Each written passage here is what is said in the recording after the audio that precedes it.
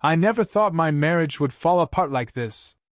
I've heard stories of betrayal, messy divorces, and lost custody battles, but I never imagined I'd be the guy in one of those stories.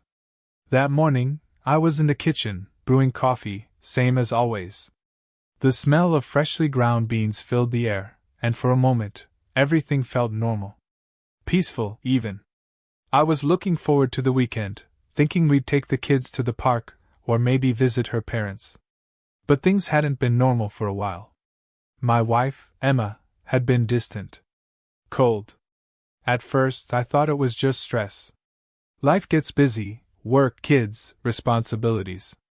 I figured she needed some space. I gave it to her. Hell, I probably gave her too much space. Looking back, I can see how blind I was. It started with the small things. She stopped asking about my day. She was always glued to her phone, smiling at texts she wouldn't share with me. The late-night, work meetings became more frequent. Work's been crazy, she'd say with a sigh, collapsing onto the couch. But I noticed she never seemed tired. There was a spark in her eyes, one I hadn't seen directed at me in a long time. One night, curiosity got the better of me. She was in the shower, and her phone buzzed on the nightstand. I glanced at it. "Jim, can't wait to see you again." My stomach dropped. Who the hell is Jim? I told myself I was overreacting. Maybe it was just a friend. Maybe it was innocent. I didn't want to be that guy, the jealous, paranoid husband. So I let it go. Big mistake. The next morning, I caught her sneaking out early. She said she had a breakfast meeting with a client. Something didn't sit right with me. Her clothes were different. She wasn't dressed for a business meeting. She was dressed to impress. So I did something I never thought I'd do. I followed her. I stayed back, far enough that she wouldn't notice me. She drove across town to a hotel.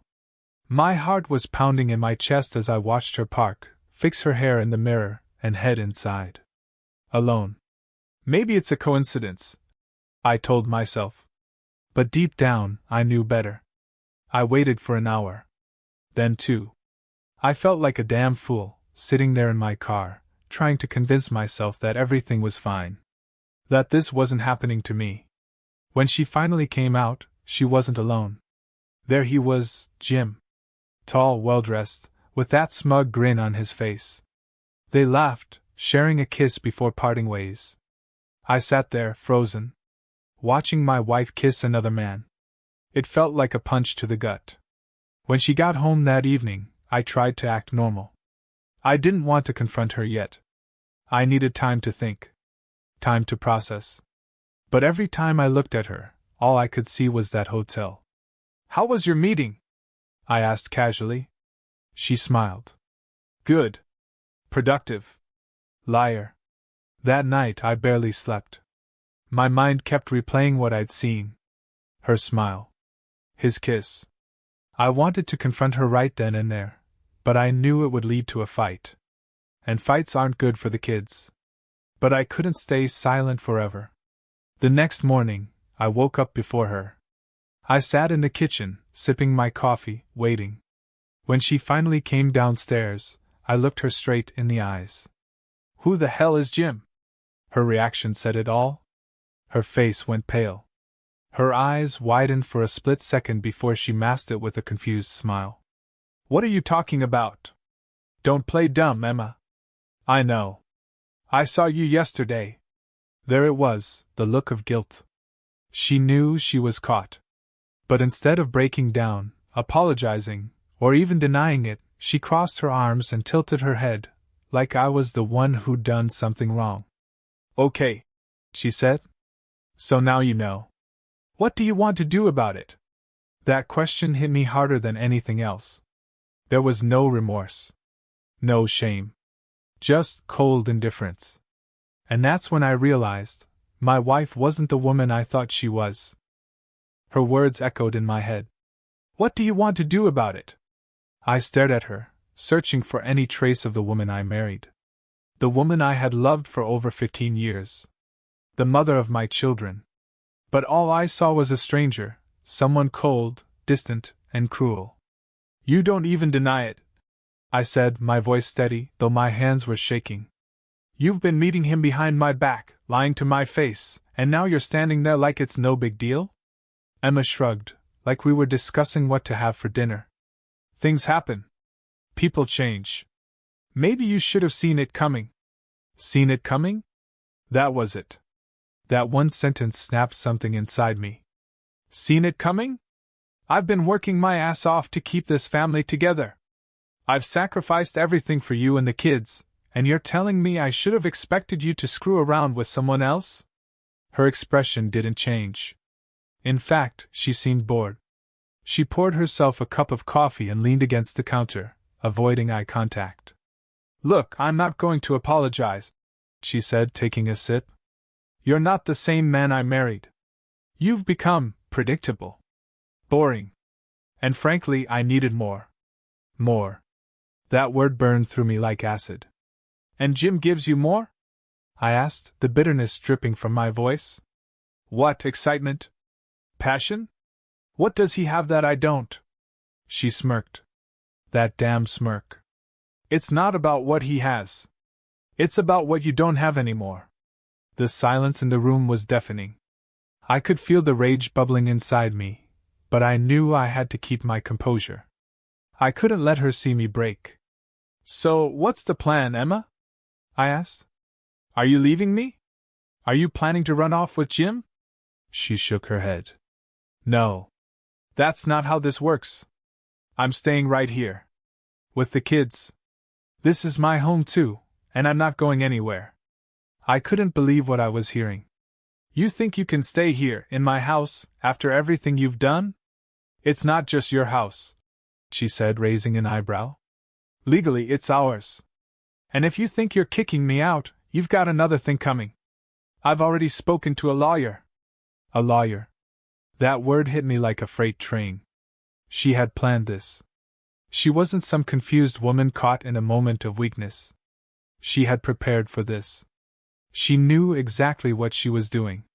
You've already spoken to a lawyer? I repeated, stunned. She nodded. I knew you'd find out eventually. I wanted to be ready. And just so you know, if this goes to court, the judge will take my side. That's when it clicked. This wasn't just betrayal. This was a calculated move. She wasn't planning on leaving quietly. She was going to take everything, the house, the kids, even my dignity. You've got it all figured out, don't you? I said, my voice low. You screw me over, destroy our family, and somehow you come out as the victim. It's not about victims, she said with a shrug. It's about winning. And trust me, I will win. Those words hit harder than any punch ever could. I clenched my fists, fighting the urge to lash out. But I wouldn't give her that satisfaction. Instead, I walked past her, grabbed my coat, and headed for the door. Where are you going? She called after me. I stopped, my hand on the doorknob. I'm going to figure out how to make sure you don't win. As I stepped outside, the cold morning air hit me, but it did nothing to calm the storm inside. I needed a plan. I couldn't let her take my kids. I couldn't let her take everything I'd worked so hard for. But deep down, I knew this wasn't going to be a fair fight. She was right about one thing: the system favors women in divorce cases. No matter what she did, the judge would probably believe her side of the story. But I wasn't going to give up. Not yet. I spent the next few days in a haze, replaying that conversation over and over in my head. Every word she said cut deeper than a knife. The judge will take my side. She was so sure of it. So damn confident. It wasn't just the betrayal that hurt. It was the cold calculation. The way she planned everything behind my back. The way she twisted the knife without a shred of remorse. I knew I couldn't sit around and do nothing. If I didn't fight back, she'd take everything. But where do you even start when your own wife has turned into your enemy? I called a lawyer. You've got a tough case, he told me over the phone. Courts tend to favor the mother when it comes to custody. You'll need solid evidence to prove she's unfit. Unfit? I wasn't trying to prove she was a bad mother. I just wanted to protect my kids. I wanted to make sure they didn't grow up in a house built on lies and betrayal. What about the affair? I asked. Doesn't that count for something? The lawyer sighed. Unfortunately, infidelity doesn't carry as much weight in family court as you'd think. The judge will care more about the stability of the home and the well-being of the children. Stability. That word made my blood boil. How was a woman sneaking around with another man behind her husband's back considered stable? Listen, the lawyer continued. We can fight for joint custody. But if your wife has already positioned herself as the primary caregiver, it's going to be an uphill battle. After hanging up, I sat in my car for a long time. The lawyer's words kept ringing in my ears. The judge will take her side. Emma knew exactly what she was doing. She'd played the long game, making sure she looked like the perfect mother while I was busy working to provide for the family. She was building her case long before I even realized there was a war. I knew one thing for sure: I couldn't trust anyone. The next day, we had our first court hearing. Emma showed up with her lawyer, a smug, well-dressed man with a shark-like grin. I had my own lawyer, but I already felt like I was losing. When the judge walked in, I couldn't shake the feeling that something was off. He barely glanced at me but greeted Emma's lawyer with a warm smile. Your Honor, my client is simply seeking to protect her children's stability, her lawyer began.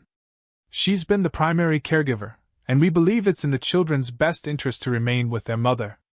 I clenched my jaw. Of course, they were painting her as the hero. My lawyer stood up. Your Honor, my client has been a dedicated father, providing for his family and ensuring they have a stable home. We believe both parents should have equal custody. But the judge barely seemed to listen. Let's focus on what's best for the children, he said. His tone was firm, dismissive. What's best for the children? Apparently, that didn't include a father who had done everything to keep his family afloat. As the hearing dragged on, I noticed something strange.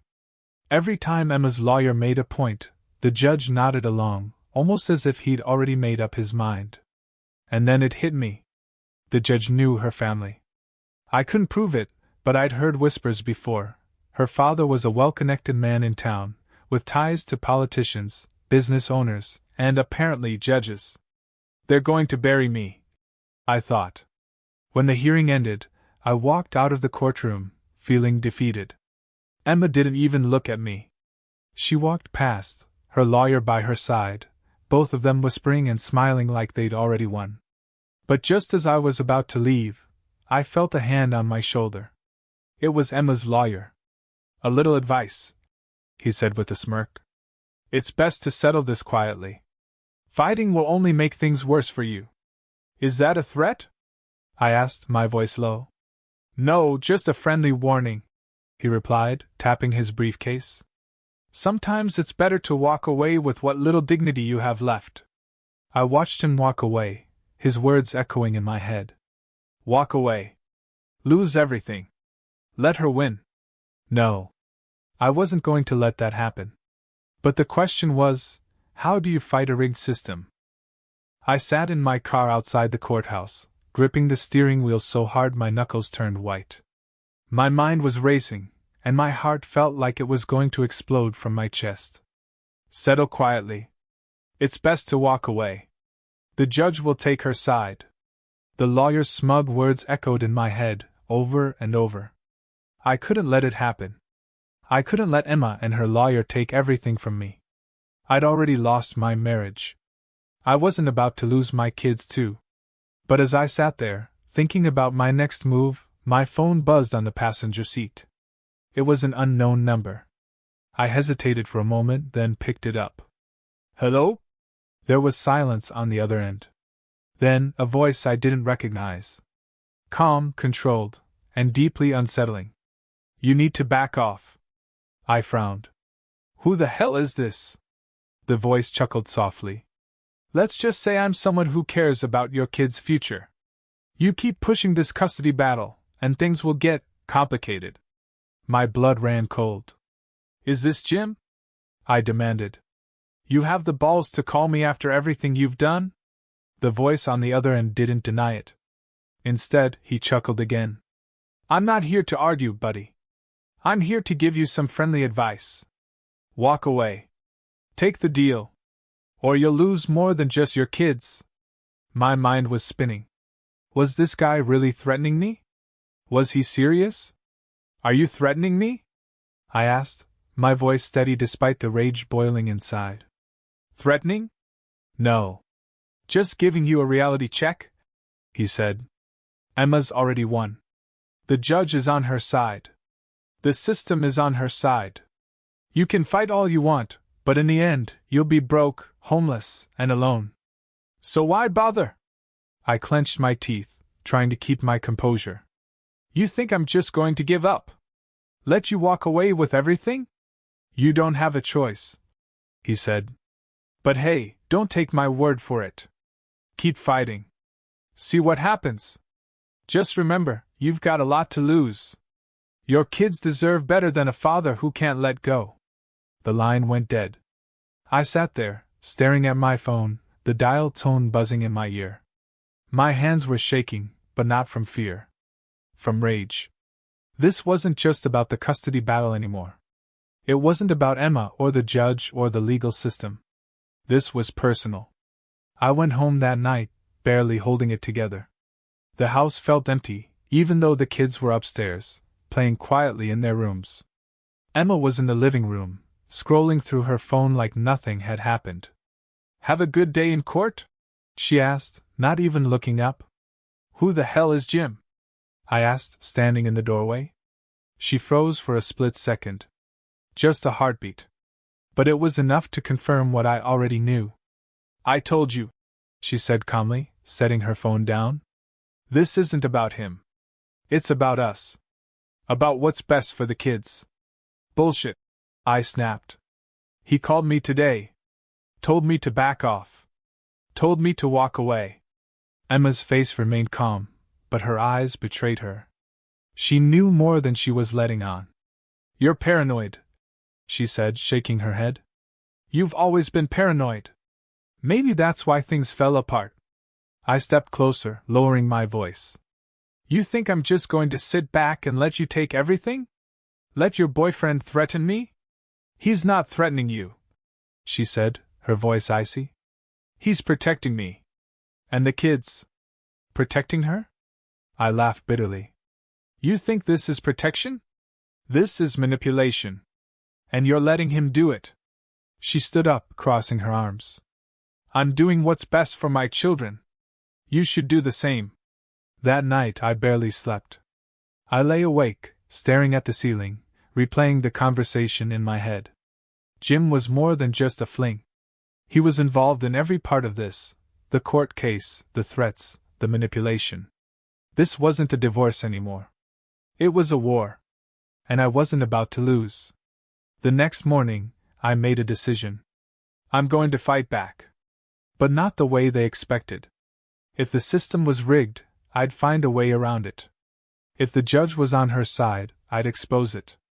And if Jim thought he could scare me into giving up, well, he had no idea who he was messing with. The next morning, I woke up with one thought running through my head. I'm done playing fair. I sat at the kitchen table, staring at my coffee. The house was quiet. The kids were still asleep, and Emma was out for her usual morning run. My mind was racing. Jim wasn't just some random guy. He had influence. Connections. He was pulling the strings behind the scenes, and Emma was letting him. But if he thought I was going to roll over and let him take my kids, he was dead wrong. It was time to fight back. But I wasn't going to do it in the courtroom. I spent the next few days digging through everything I could find. Emma's social media accounts, old emails, even our financial records. I was looking for anything, any slip-up, any sign of Jim's involvement in our lives before I ever knew his name. And then I found it. A bank statement from 6 months ago. A large withdrawal, $5,000. The note attached to the transaction? Legal retainer. She had been planning this for half a year. I sat back in my chair, heart pounding. She hadn't just fallen into this affair. It wasn't a spur-of-the-moment mistake. This was deliberate. calculated. And then I found something else. A text message backup from her phone. I scrolled through hundreds of messages between her and Jim. At first, it was the usual affair nonsense, flirting, secret meetups. But then I hit the jackpot. A message from Jim. "Don't worry about the judge. I've got it handled." And her reply. "Are you sure? He won't suspect anything?" My hands started shaking as I scrolled further. "Jim. He won't know what hit him. Just stick to the plan. Emma. I owe you so much. This is our fresh start." I couldn't believe what I was reading. The judge was compromised. Jim wasn't just some smooth-talking lover. He had influence in the court system. This wasn't just a messy divorce. This was corruption. The next day, I called my lawyer. "I need to talk to you. In person." We met at a diner across town. I slid the printed messages across the table. "Read these." He picked them up, his eyes narrowing as he scanned the pages. When he finished, he let out a long breath. "This is serious. If what these messages suggest is true, we're looking at judicial misconduct." "So what do we do?" I asked. He leaned in, lowering his voice. "We need proof. Solid proof. Something we can take to the Bar Association or the press. Without that, this is just hearsay." "I'm working on it," I said. That night I couldn't sleep. I kept thinking about my kids. What would happen if I lost them? If the court handed them over to Emma and this corrupt system? No. I couldn't let that happen. Around midnight my phone buzzed. Another unknown number. I answered. "You don't know when to quit, do you?" It was Jim. "What do you want?" I asked. "I warned you to walk away. But you couldn't do it. Now things are going to get messy. You think you can scare me?" I shot back. "I know about the judge. I know everything." There was a long pause on the other end. Then Jim chuckled. "And what are you going to do with that information? Go to the police? The media? No one's going to believe you. You're just a bitter, desperate man trying to cling to a life that's already over." "We'll see about that," I said, hanging up. The next morning, I got a call from my lawyer. "There's been a development," he said. "The judge, he recused himself from your case." My heart skipped a beat. "What? Why?" "No explanation," he said. "But it's good news. It means the case will go to another judge. Someone without ties to your wife." I sat there in silence, processing the news. "This isn't over," I said quietly. "Not by a long shot." As I hung up, I realized something. Jim was scared. He wouldn't have called if he wasn't feeling the heat. And that meant I had a chance. But I knew one thing for sure: this fight wasn't just about custody anymore. It was about exposing the truth. When the judge recused himself, I felt the first flicker of hope I'd had in weeks. It wasn't a victory, not yet, but it was a sign that the walls around Emma and Jim were starting to crack. But I knew better than to let my guard down. People like Jim don't give up easily. I spent the next few days working with my lawyer to prepare for the new hearing. This time, we weren't just fighting for custody, we were going to expose the corruption. We gathered everything we could: the text messages, the financial records, even some old photos Emma had posted online with people I now recognized as Jim's business partners. "We need more," my lawyer said, frowning at the evidence spread out on his desk. "We need a witness. Someone who can confirm this judge was compromised." "But who?" I racked my brain, trying to think of anyone who could help. And then, like a lightning bolt, it hit me. The receptionist at the courthouse. Her name was Carol. She was an older woman, always friendly, always chatting with people as they came and went from the courtroom. Over the years, I'd spoken to her a few times. She knew everyone. I decided to pay her a visit. "Carol, can I have a word?"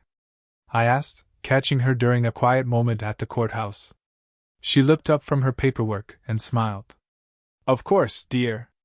What's on your mind?" I leaned in, lowering my voice. "I need to ask you something." It's important. Her smile faded as she saw the seriousness in my eyes. It's about Judge Harris, I said. I have reason to believe he was biased in my case. That he has personal connections to my ex-wife's new partner. Carol's eyes widened slightly, and I could see a flicker of recognition. You're not wrong, she said quietly, glancing around to make sure no one was listening. But you didn't hear it from me. Carol, please, I pressed. I need more than rumors. I need proof. Lives are at stake. My kids are at stake. She sighed, then motioned for me to follow her into a back office. Once inside, she closed the door and sat down. Judge Harris has been on thin ice for a while, she said. There's been talk about his associations. He's known for taking favors, especially from wealthy families in town. And yes, I've seen Jim around here. More than once. My heart pounded. Can you testify to that? I asked. Carol hesitated. Testify? Oh, I don't know. That's a big ask. Please, I said, my voice breaking slightly. I'm fighting for my kids. They're all I have left. I can't let them grow up thinking this is how the world works, that people with money and power can do whatever they want. She looked at me for a long moment. Finally, she nodded. I'll do what I can. The day of the hearing arrived. Emma sat across the courtroom, her lawyer by her side. She looked confident, like she always did. But Jim wasn't there. That struck me as odd. My new judge, a no-nonsense woman named Judge Walker, entered the courtroom. She didn't waste time. We're here today to discuss custody arrangements for Mr. and Mrs. Reynolds. I understand there have been allegations of misconduct regarding the previous judge. Mr. Reynolds, you may proceed. I stood, my heart pounding in my chest. Your Honor, I have reason to believe that my previous case was compromised by external influences. Specifically, I believe that Judge Harris was biased in favor of my ex-wife due to personal and financial ties with a man named Jim Anderson. There was a murmur in the courtroom. Emma's lawyer stood. Objection, Your Honor. These are baseless accusations meant to distract from the custody issue. I have evidence, I said firmly. Text messages, financial records, and a witness who can corroborate my claims. Judge Walker raised an eyebrow. A witness? I nodded. Carol Matthews, the courthouse receptionist. She's willing to testify. Carol took the stand. Her testimony was calm, measured, and devastating. I've seen Jim Anderson at the courthouse on several occasions, she said.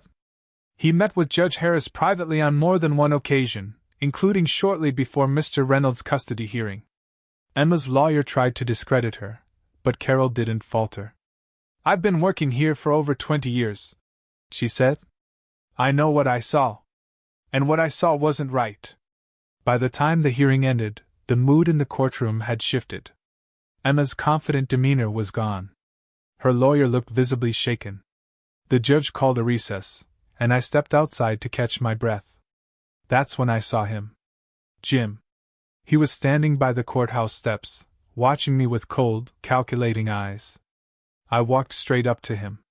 This is over, I said. You've lost. He smirked. You think this is over? You have no idea what you started. I stepped closer, lowering my voice so only he could hear. I know exactly what I've started.